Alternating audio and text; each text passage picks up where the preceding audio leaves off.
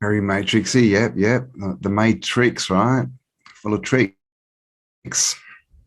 So let's maybe start with, you have to know what you're getting out of to know that you got to get out of something. So maybe we'll talk about, your perspective and my perspective on what the matrix actually is. What would you say? The matrix. I mean, essentially, the matrix is a control system, really. That's the way I see it. And I see it as like an overlay almost. You could talk computer talk, like a program that's been laid over the top of the original, if you want to put it that way. So obviously, I look into history a lot, and we all know we had this civilization that sort of far outdid what we've done, and something's happened, right? That was clearly a positive for human civilization, and some people, things, entities have come in and they've laid a program over the top and got us to believe it. And so that's why there's so much time put into education, into news, books, media, everything, right? Everything is a story to indoctrinate us, and that to me is the matrix. And literally, I mean, and that's really good, right? Because that means all you need to do to get out of it is just shift your perspective a bit. So I don't see it as, I don't think we're in a prison planet, and we're all just stuck here and we're trying to escape or anything. I think it's all to do with consent. We have to consent and go, okay, I believe your version of the story. I'll believe that. And when we do that, we're in the matrix.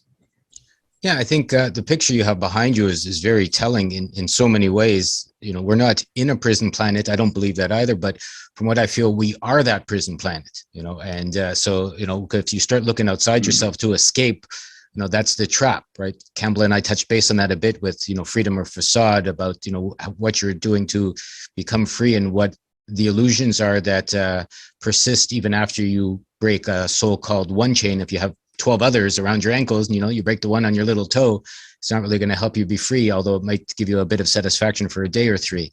And what a friend of mine mentioned about the matrix, which really stuck with me, is time. Matrix made of time.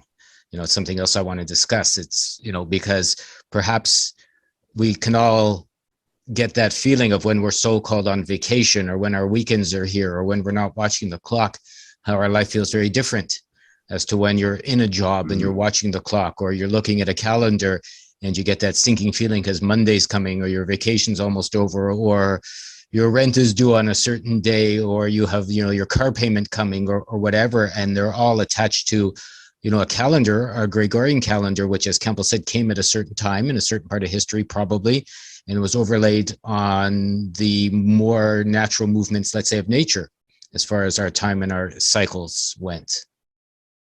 Yeah, I mean, you can just look at the months, right? The moons.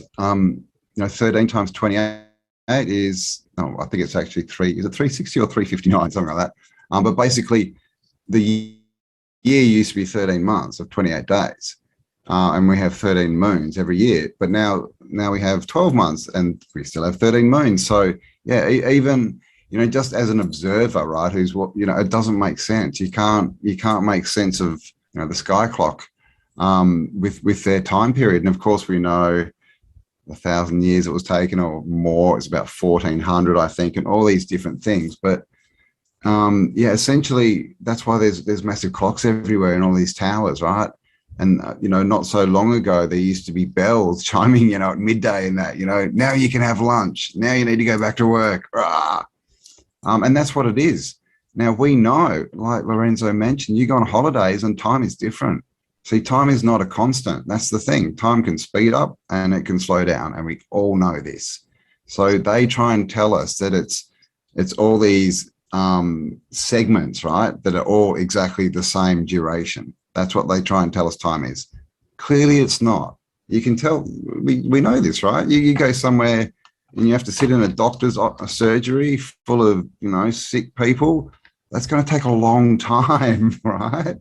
But when, other times, time just goes like that. So this is the thing. If we understand that everything's happening now and get out of that illusion and get the watch off the wrist, because again, essentially and you said, what did you say about we put ourselves in the jail or something like that? And I thought, that's really, we're the wardens. We're our own wardens, right? They've given us a structure of a jail, and they've pretty much said, who wants to come in? Who wants, everything's taken away. You can come in and you can be the warden for yourself. We're not going to pay anyone.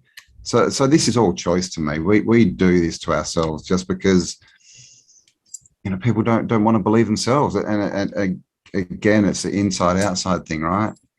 Believe what's inside you, not what's outside you. What's outside you is an illusion. It's an opinion by another, you know, human. Let's say human. It's not, you know, it's not anything bigger than that. So focus on the creative spirit, I would say.